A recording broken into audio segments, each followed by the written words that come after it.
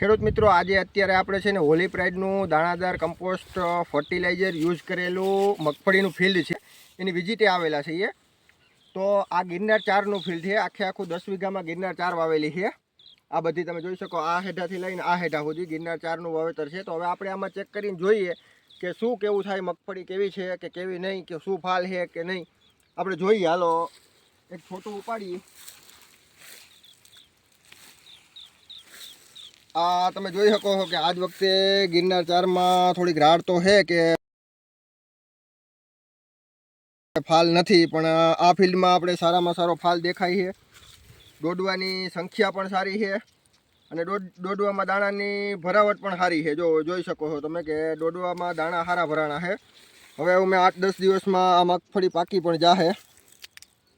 આ જહાપર ગામની મગફળીનું તમને બતાવી દીધું છું।